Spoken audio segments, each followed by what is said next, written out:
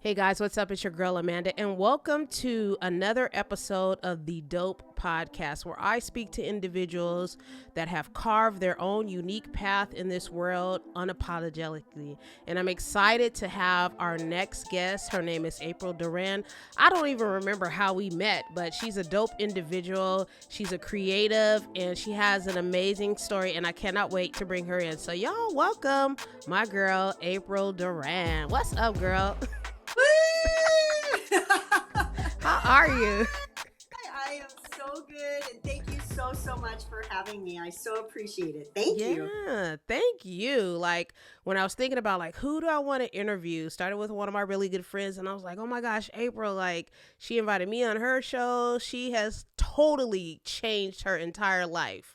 Okay, totally. I'm like, wait, what? What are you doing? And I don't even know. I don't even know how we even met. So we're gonna talk about that. I remember. Yeah, I remember all those questions. So I'm here for you. You remember? Okay. So tell us who you are and what you do.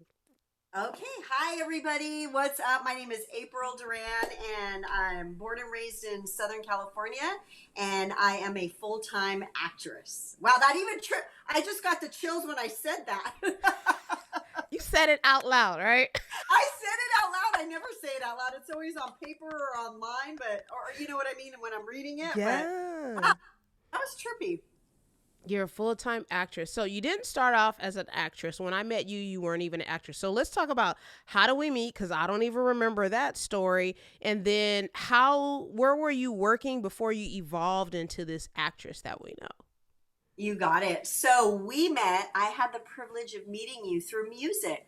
So I want to say our friend, and I had, oh my goodness, this is what happens, girl, after you turn 50, my brain, I should have wrote it down. Was it Vanessa? Yes, it was Vanessa. Okay, yes. Okay. Another amazing singer who is also acting as well. She's just an artist full, 360. Mm-hmm. So we friend, and you of course are an amazing, beautiful singer. So I had to interview you. Did I interview you twice? I think I did. I think we did 2 episodes. Yeah. Mm-hmm. Yeah, I did once because I was an on-air personality for an FM station, Hot 103.9. Didn't I interview for that? I believe so. Yeah, and you invited me to an event too. I think it was at the W, maybe. No, I invited you to an event and you sang beautifully, and it was for Vanessa Romero's store. She had a brick and mortar. Yeah, for her store. Do you remember that? Yeah, wow. And you invited me to something else too. There was like a bunch of music industry people. Do you remember that? It was all women led. Oh, maybe it was for women in music. Maybe so. At a hotel or something like that. Oh, where was it at? I'm sorry. I think it might have been like at a hotel, like at the W or maybe something like that. Oh, maybe. And then did we go? Did I go? Did you go? Yeah. Oh, yeah. You were there. Yeah. That's why I was there. Yeah, my hustle was so hard during for music, and at that moment in my life, which I loved, it was like tailoring me to be an actress. I know it was, but back then I was promoting people. I wasn't promoting myself. I wasn't, so I did a lot of jobs that I really was there, but like physically I had to be in so many places. There's a lot of events that I can't really quite remember. So I'm not shocked about that one. Okay. Yeah, that I didn't remember that one. So how did you get started in the music industry, being a promoter and also a podcast host? How did you get started with a radio host? How did you get started on that journey? Well, it's kind of a long story, but so what had happened, because I'll go back to how I started into acting, how I jumped in at first, but the way I started into music was I became a single mom, and I moved back to the Inland Empire, which most people know is not the sexiest place in Southern California. It's between LA and it's between Riverside, if people even know what Riverside is. Right. So my son was young. I had landed a job at a school district, which I thank God that I got that job, but it wasn't my dream job. It was a good mom job. I Okay. had weekends off, I had evenings off, I had holidays, summers off. So my son was only 2 years old. So it was a Wow. perfect job to have. So it was something that I didn't even expect to land.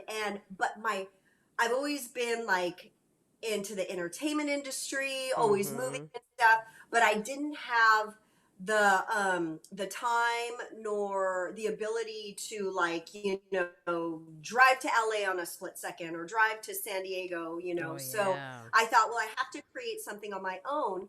And so I went to Musicians Institute, and I focused, I took the 1 year program for music business. Okay. And so I thought, oh, maybe I could start, as in radio or work at a local music venue. And because I Mm-hmm. love music my whole life, I grew up listening to all genres of music.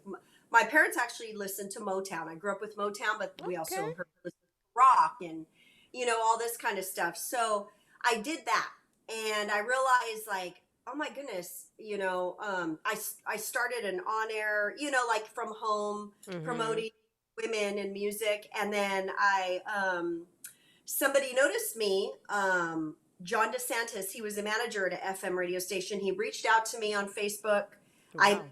I looked to see if it was like legit, and he said, "Hey, I have an idea, and it involves you." And so I became an on-air personality for FM station, a paid job. But then that's when I realized it's so hard to live off of a radio salary. It is Really?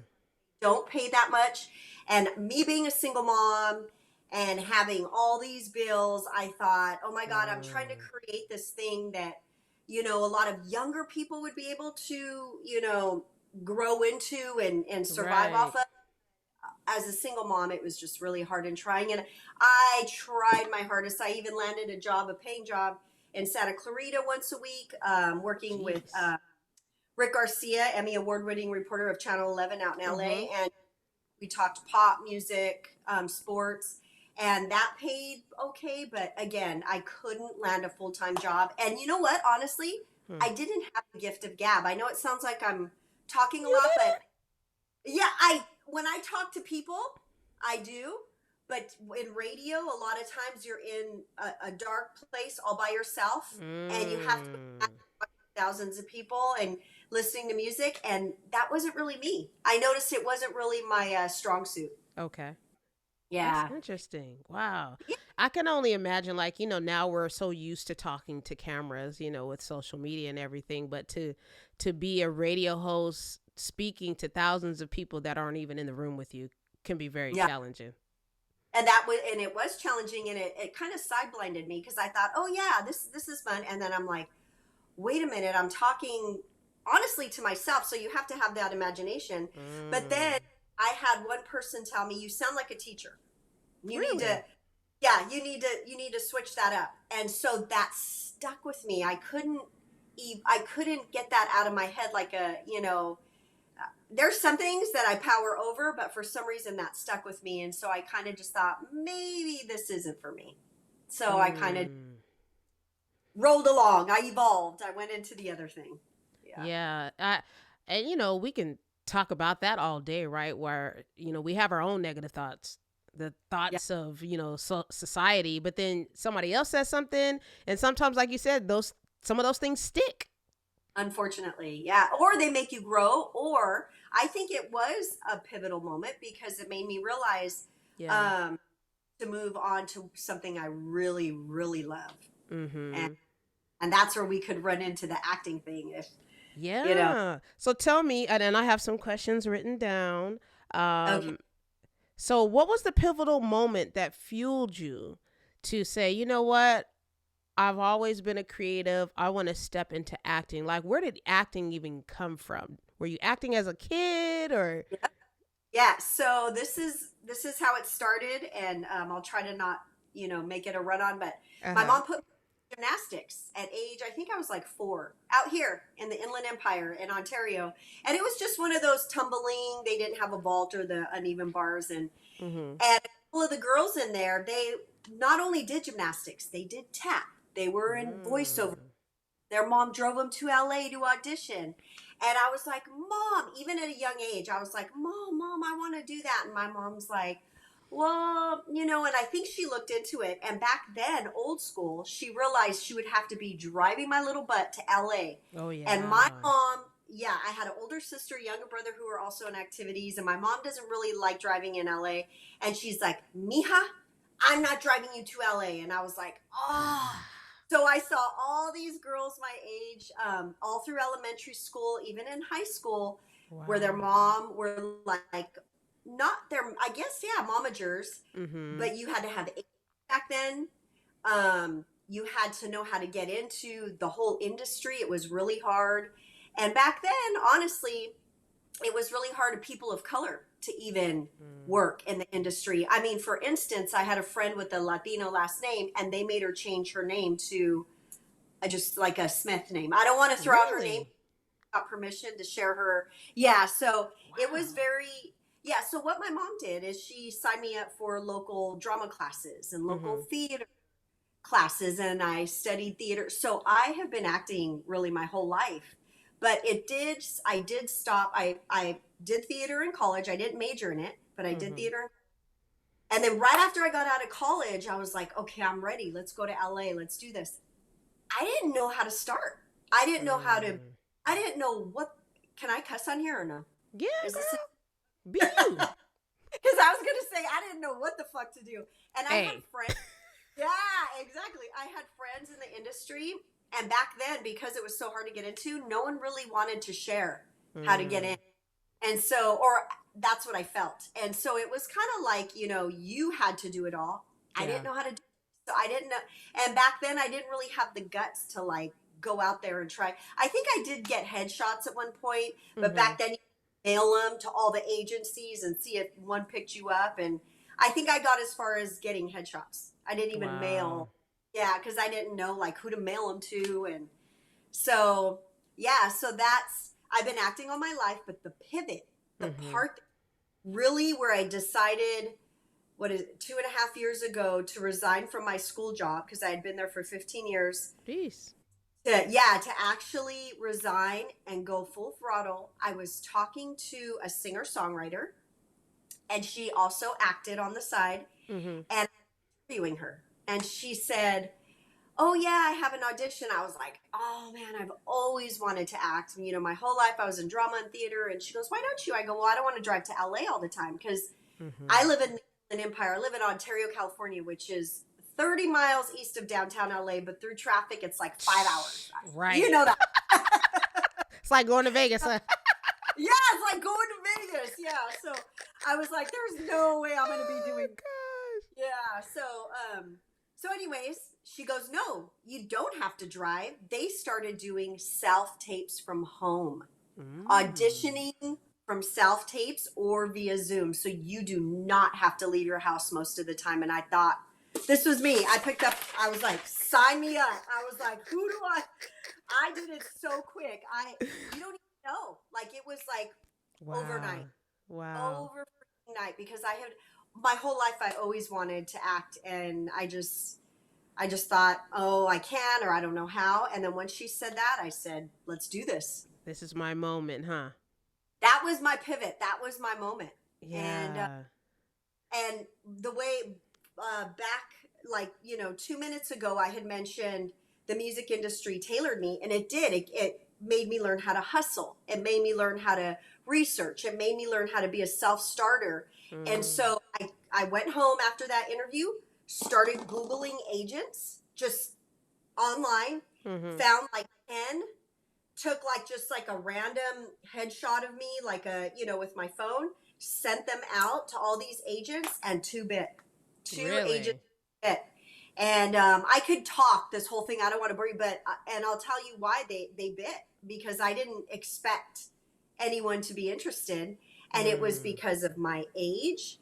It's not as saturated as the younger crowd that's trying to start their careers from like 18 to 30. And it's because I'm ethnically ambiguous. So even though I'm 100% Mexican American, I've played a Russian, I've played an Italian, I've played a Native American, I played a Latina, of course. So that's something I had no idea about. I had no idea going in that because I was a lady of color, and because of my age. So that's, Wow. And that took confidence, right? And even though you hadn't acted for a period of time, like for years, right? You hadn't acted, and then here. you're like, oh, I'm gonna just go ahead and do it. But that took confidence for you to do that and believing in yourself. Oh, hell yeah. And I knew that I needed acting classes because the first couple, because I do background too. I do big jobs. I do national commercials. I do TV mini series. I do anything. But I also, on my days off, I'm not afraid to do background work. And a lot of actors do not do it. And I'm like, hey, I'd rather be on set learning, doing background work when I don't have a big job instead of substituting at the school district, because I Mm. can still do that. And I love subbing, and I'm grateful for that job because it fills up my reserves when, Right. the strike just happened, or if it's really slow during the summer or Christmas Mm-hmm. time and I don't have to work.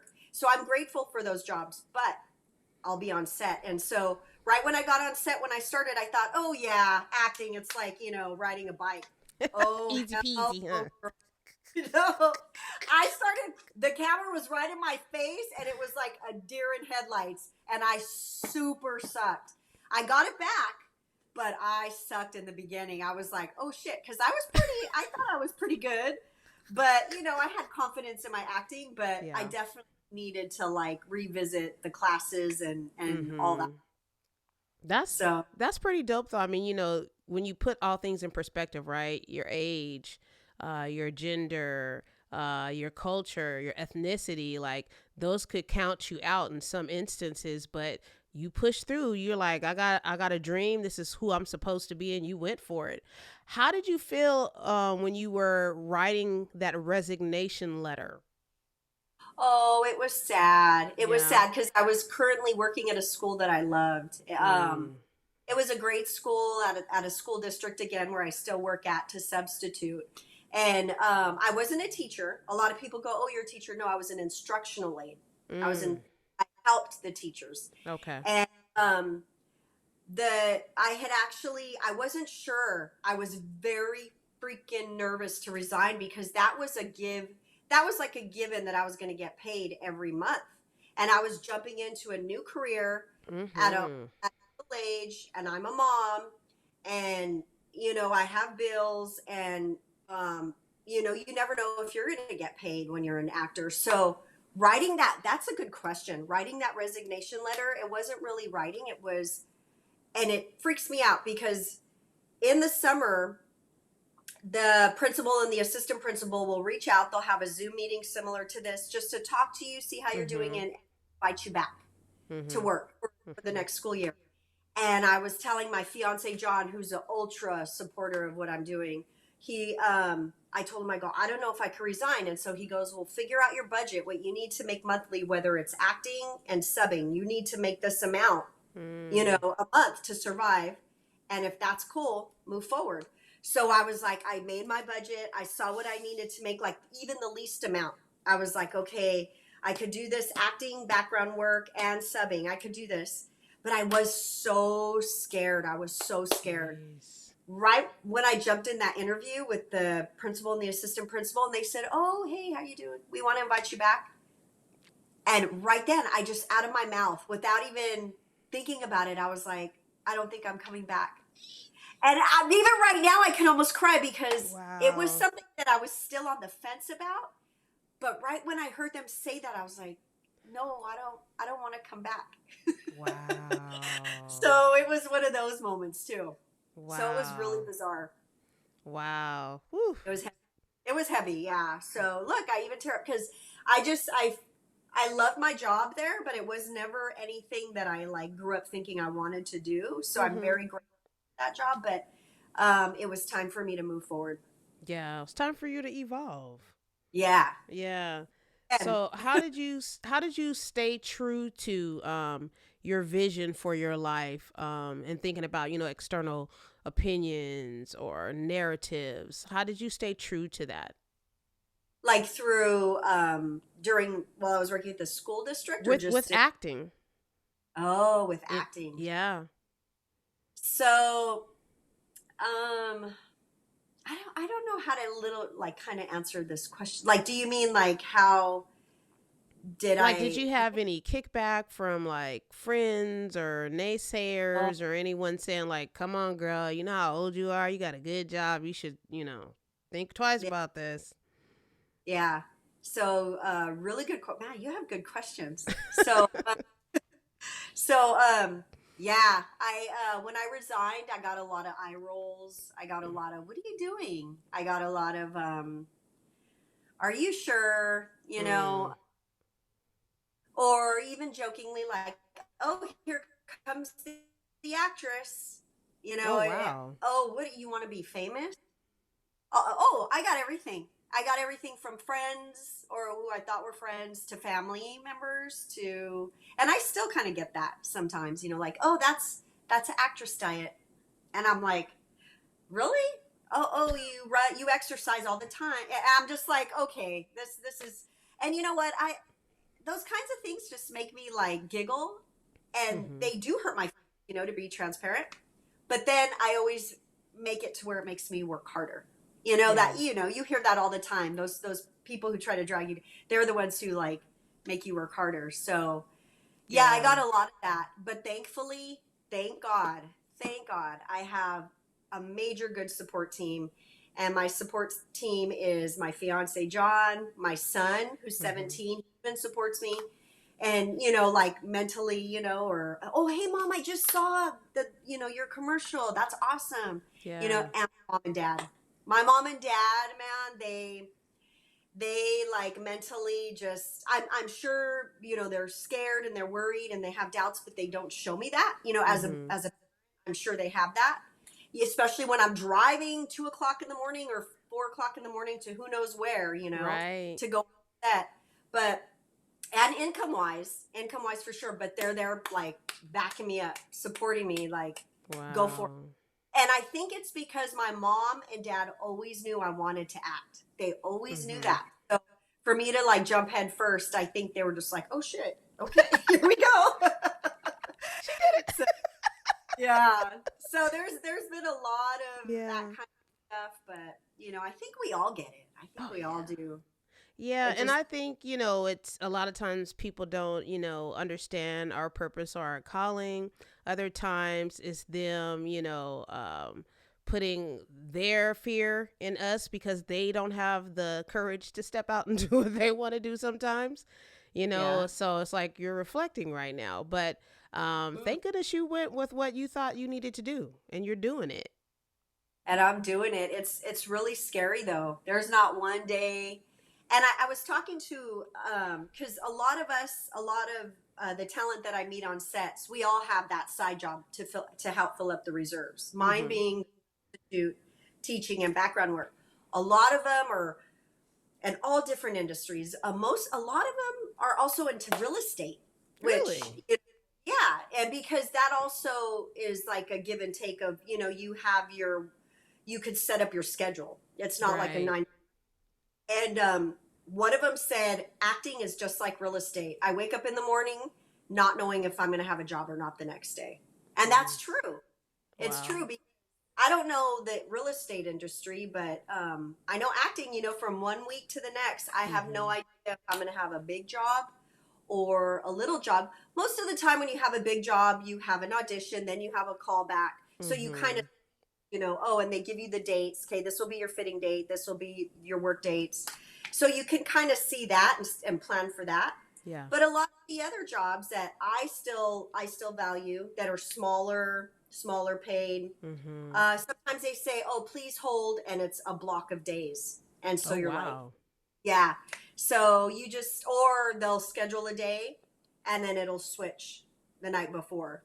So that's the scary part. Yeah. That's the scary part. And I got to tell you, girl, it's been 2 years and I think 4 or 5 months, and have gray hairs now. I think I have more. I'm pretty sure I have more wrinkles.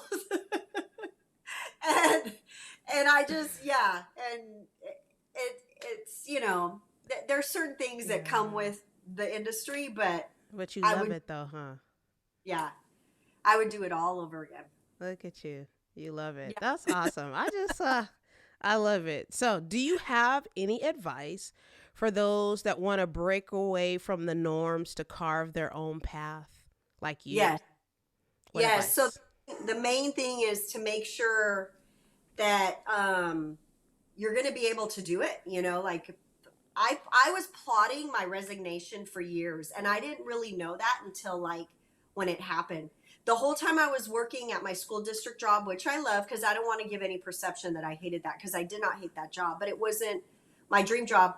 I was using that until my son was old enough, until I was able to break away and Mm-hmm. have that time and that ability to just, one day have to drive to LA, day have to drive to Vegas or San Diego or fly somewhere for a job. Because when your kids are young, you don't have that ability. Or I guess you can if you have people helping you and you have the Mm-hmm. income for that. But so I had to wait until my son was responsible enough where I knew he could drive himself, come home, do his own homework. And I have to say his grades did drop a little bit when I first started acting, and we had to do like a quick check for Really? both of us. Oh yeah. Mm. So I was like, oh shit, maybe I can't do this. And then I was like, nope. I go, Joaquin, this is mom's job. There's a Yeah. lot of other industries where parents have to go and be gone for a Mm-hmm. whole day or leave at 3 a.m. So this is how mom's bringing in money. You need to figure this out. And he That's did. right. So, Wow. so advice: make sure budget wise that you're ready to go. Make sure you have plan B, C, and D, and stuff to fall back on. Mm-hmm. And make sure you just keep reminding yourself why you did it, and keep going. Everybody Yeah. keeps telling me, all these veteran actors that I know that are to me considered famous. We don't see them on TV all the time, but they're paying full-time actors that work all the time. They Mm-hmm. always say, just keep going, just keep Wow. going, don't quit. So that's, for me, I just remind myself, Yeah. just keep going. So Yeah. You that's guys the advice. keep going. Yeah, don't Keep stop. going. Yeah. Okay, well, I have some fun questions coming up for you, but my last question is, how do you manage the balance between life and work? I do a lot of exercise. I don't know if that answers the question, but Yeah. life, because I know, like I was saying, the gray hairs and everything comes with the industry. My blood pressure was going really high in the first year, and it was because of traffic and not knowing if I was going to make my budget each month and Mm, all that stuff. So I learned that I had to learn how to exercise. I also had to learn how to not think of night and day. And what I mean by that is there's some days where I'm on set 15 hours and I go to sleep at 3 in the morning. Then there's some days where I have to go to sleep at 5 o'clock in the evening because I have to wake up at 2. So I had to learn, first of all, I had to rearrange my room so it could be like, black. Like oh, I yeah. was going to say a word like, I don't think that would be very nice. The with those people who like their room to be like Yes, pitch yes, yes. for certain reason. Yeah. I had to do that with my room. So if I did have to go to sleep at times when the sun was up, and then I Yeah. had to rearrange my brain like, okay, you have no 9 to 5. You never wanted a 9 to 5. You're going to Mm, have to work with that. So, and then exercise. I'm exercising constantly. And when I mean exercise, I mean a hardcore class at spin or a 1 mile walk or mm. breathing with maybe just some, where I do like stomach work, just anything to just, so I don't think of the stress and I can clear my brain out because my Yeah. head's on 24/7 constantly. So I had to learn how to shut it off. Well, yeah, So, I can imagine. I mean, and with your hours just being all over the place, like you just can't say this is my routine for today. Like it changes often. So you just have to fit in your self care when you can, but you make sure that you prioritize your well being. That's oh yeah, I had to. Because yeah. the first really, my doctor kept saying, "Oh no," and I was like, "Shit!" And then right when my doctor said, "You could have a stroke or a heart attack," I was like, "Nope, I have a lot to live still. There's a lot of things I want to do, so Yeah. I better figure this out." Yeah. Yeah. Well, thank you for that advice. So here's my fun questions for you. All right. So if you could give advice to your younger self, what would it be? Wow, I could write a book about all the advice I'd like to give little April. Mm. Um, well, first of all, little April was a brat, but I think that's what helped me through my struggle. Uh-huh. But if I could give April advice, I think the main advice would probably be more gentle with yourself, Mm. because prior to me learning how to take rejection, which is a huge part of this industry, if I didn't succeed in something, I would beat myself up mentally, and Mm. not physically. Like I wasn't in my just Right. but like mentally, I would be like, "Oh my God, you're smarter Wow. than that. What the heck? Get stronger. What, you stupid bitch.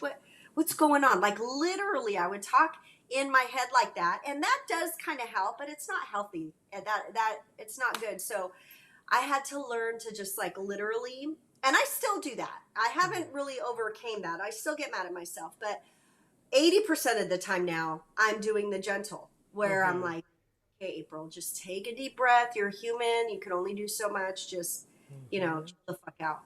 So, yeah, That's what you that's, would tell younger April. Yeah. yeah, I would tell younger April to be more gentle, Yeah. more gentle with yourself. Be So, gentle with yourself. That's great advice. yeah. Um, so imagine with me that you were invited to this amazing dinner set in the heart of West LA. Okay. Beautiful ambiance, great food, 5-star, 4-course dinner. And you were to have 3 guests there. It could be historical figures, it could be somebody in the industry. Who would it be and what would you talk about? 3 guests. Ooh, three guests. Mm-hmm. Okay, first one that came to my mind was Rita Hayworth. She's a older actress Mm-hmm. and part Latina, and she was also in the industry where people were, especially women, were just totally abused. Yeah. So I'd want to talk to her about her strength and her vigilance and how she got through that. So yeah, and definitely, and she's always been one of my favorites since I was little. Rita Hayworth Mm. is, I mean, her real last name is Moreno. So I mean, she's just one of my faves. Um, let's see. How come I'm crying? This is so weird. I guess because it's emotional. But my mom and dad, Mm. because they're huge supporters, and Yeah. uh, and Yeah. I could probably think of like a ton of other people, but my mom and dad, and John and Joaquin. But you said three, so my mom and dad. Yeah. The fact, the fact that they've just been supporting me through this whole journey is like Yeah. pretty badass, because I hear from a lot of people on set, "Oh, my mom, she's so mad at me," or my dad, and a lot of people aren't from Southern California. And so, they moved away to become actors, live their dream job or try to, and they Mm-hmm. don't have the support that I have Yeah. every fucking day. So, That's so and honorable. yeah, and I would talk to them about why they're supporting. I'm just kidding. I would ask them, "Why are you even supporting me? You got a crazy daughter." No, just kidding. I would just, I, I would just probably say thank you to them over and Yeah. over and let them know, and which I do anyways. I do all the time, but just thank them for them helping me. Whether I keep doing this forever, which that's my goal, is to be a Yeah. living, breathing, because of AI coming in, living, breathing paid actress that I can Yeah. survive off my income. So I would just tell them thank you, thank you, thank you. Oh, that's beautiful for honoring your parents. My parents are living in heaven, so I feel the sentiment of how you want to honor your parents and love them. So that's beautiful. I My last remember. I'm sorry. Yeah, Oh, my thank you. Thank you. That's why I said to everyone, if you have your mom and dad around and you have a relationship with them, you should love on them and spend all the time that you have with them. hell So, yeah, yeah. exactly. So my last question for you is, what's your favorite quote or mantra that you like to share with us? Oh yeah. And I don't even know it by heart, but I look at it every day. And Yeah. it's so crazy because this came to me randomly on social media. Well, I don't know. I think our phones listen to us though. So They I do. don't know. They listen. You know they do. Yeah, I know. They're up there listening right. Yeah, right now they're like that crazy Right. bitch. But this is the quote, and I know somebody wrote it, and I don't have it. I have it all over, and I look at it every day because I have it on my social media. But it is never too late to be what you might have been, and I have. Mm. So it is never too late to be what you might have been. So it's never too late to get up and change your career or do whatever you've been wanting to do, especially in this day and age. Yeah. So, and that's what I live off of because my whole life I wanted to act, and now I'm doing it. And people, really, I have to tell you, people feel that when I'm on set, whether it's a small job or a big job, they feel how hungry and passionate I am for it and how happy and exciting or excited I am. And the directors feel that, the producers feel that. I even have 3 or 4 production companies that don't even audition me now. They just email me and say, "Hey, are you available for this job?" Really?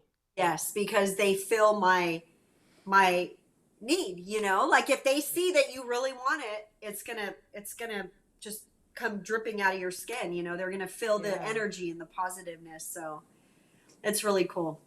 Man, now that's dope confidence, y'all. That is dope confidence right there. Oh my gosh. Oh, confidence. I love that. That's awesome. I love Oh your podcast. man. Well, I love hip hop, so Yeah. I love hip hop too. Wow. Well, thank you, April, so much for reminding us to be gentle with ourselves and to always go after your dreams, that it's never too late. It doesn't matter how old you are. It doesn't matter where you live. Nothing matters. Gender, just go after your dreams and fulfill what you feel your heart's desire is. So thank you for being my second guest. Thank you. Can I take a picture of us? Because I love to. Yes. You can take a picture and then send it to me. Okay, please. Thank you. Thank you so much. I love you, and I love seeing everything you're doing. Thank and it's you. been such a blessing to be on here. Thank you. Thank you so much. And y'all stay tuned for the next episode of The Dope